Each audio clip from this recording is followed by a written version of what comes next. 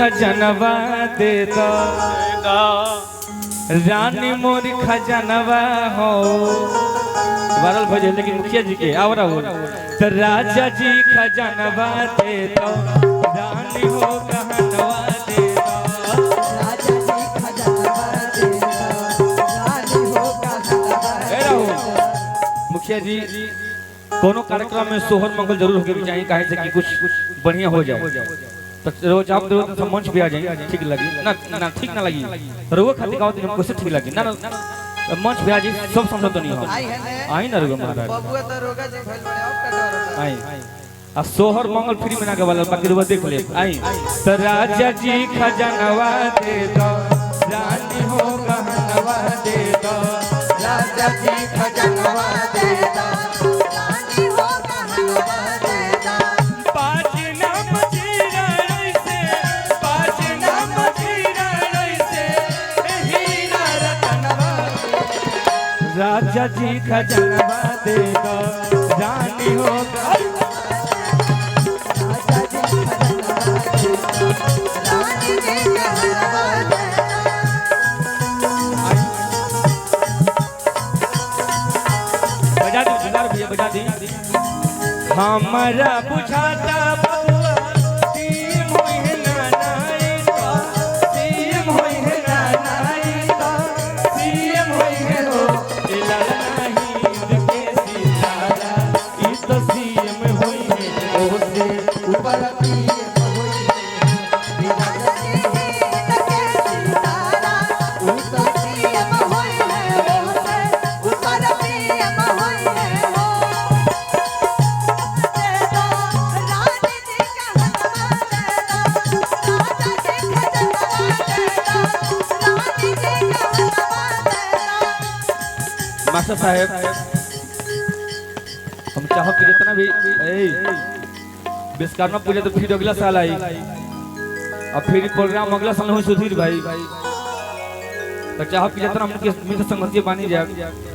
ना सुधीर भाई तो से खड़ा हो जाओ हाँ हम तो हेबे करो तो से खड़ा हो जाओ रोज थोड़ा होता है वीडियो बनाओ भाई ए पंकज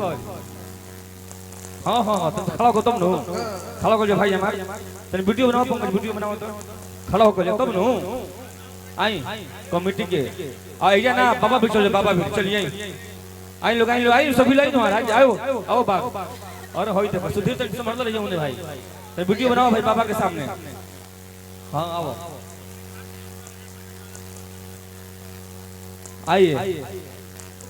करो तो राजा जी खजनवा दे दो रानी हो गहना होई देखी आवाज आओ पाजीना मजीरा ऐसे पाजीना रुक रहा हे जो आवाज सुनाते रहे मस्त है हमारे तो होने कहाँ तक सुनाई आदमी कम रुकी है जब आवाज आई तो रुकी है आदमी हाँ जब हिजने नहीं किया लेकिन वो राजा जी खजनवा रानी हो गहनवा दे दो राजा जी खजनवा दे दो रानी हो कहनवा दे दो पाजना मजीरा ऐसे पाजना मजीरा ऐसे हीरा रतनवा दे दो राजा जी खजनवा दे दो रानी हो गहनवा राजा जी खजनवा दे दो रानी हो कहनवा दे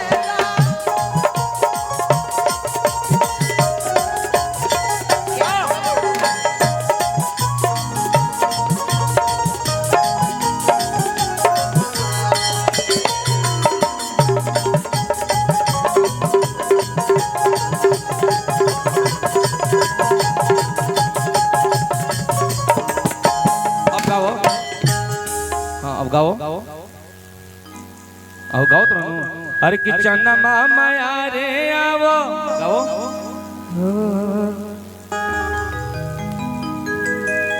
चंदा माया रे आवो परिया बन दिया की हिनारिया बन दिया की हिनारिया के चंदा ए चंदा आरे अवना अंगनावा के बीचे ललनवा हमरो खेली है नु और यहाँ एक मिनट उनके बीच में एगो भैया बनी